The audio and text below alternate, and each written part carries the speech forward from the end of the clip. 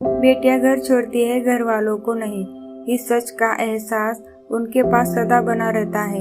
बस घर के लोगों को जरा देर लगती है इसे समझने में। खिड़की के पास खड़ी सिमरन सोच रही थी, भाईदूज जाने वाली है, पर इस बार न तो माँ ने फोन करके भैया के आने की बात कही और न ही मुझे आने को बोला।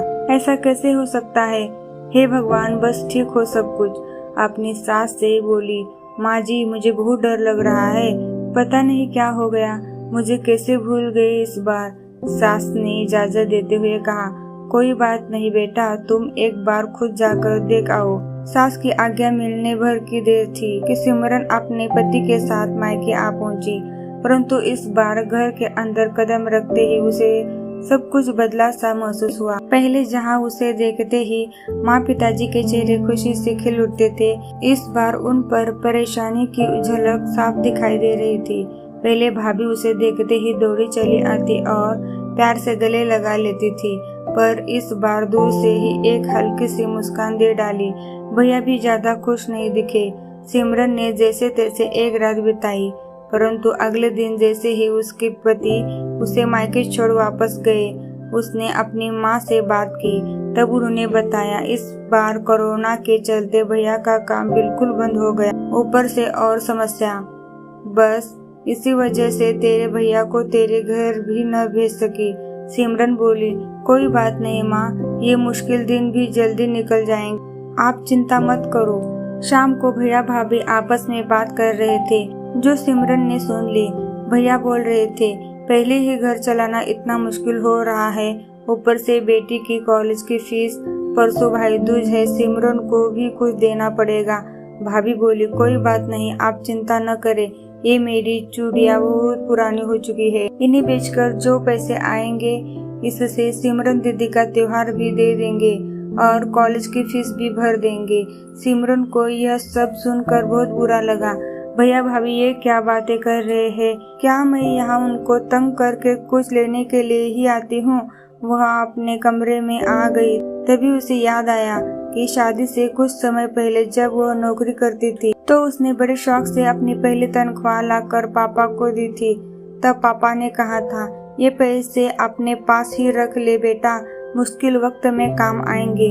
इसके बाद वह हर महीने अपनी सारी तनख्वाह बैंक में जमा करवाती रही।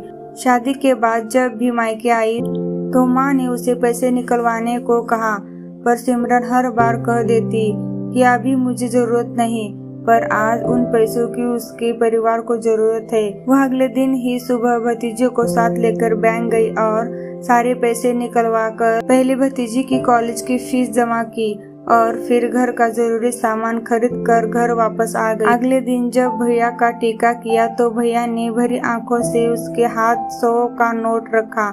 सिमरन मना करने लगी तो भैया बोले, ये तो शगुन है पगली, मना मत करना। सिमरन बोले, भैया बेटियां मायके शगुन के नाम पर कुछ लेने नहीं, बल्कि अपने माँ बाप की अच्छी सेहत की कामना करने। भैया भाभी को माँ बाप की सेवा करते देख ढेरों दुआएं देने और बड़े होते भतीजी भतीजियों की नजर उतारने आती है।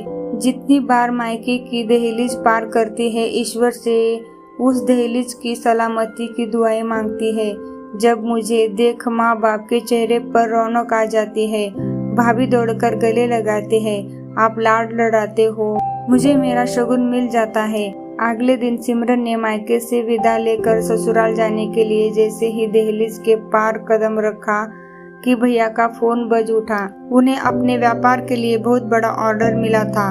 वे सोचने लगे, सचमुच बहन बेटियां मायके कुछ लेने नहीं बल्कि अपनी बेशकीमती दुआएं देने आती है। जब वे घर की दहलीज पार कर अंदर आती है तो बरकत भी अपने आप भीतर चली आती है। हर बहन बेटी के दिल की तमन्ना होती है कि उसका मायका हमेशा खुशहाल रहे और तरक्की करे। मायके की खुशहाली देख उसके अंदर एक अलग ही ताकत भर आती है, जिससे उसके अपने जीवन में पेश आने वाली मुश्किलों का वो डरकर सामना कर पाती है। भैया की आंखों से खुशी के आंसू बहने लगे।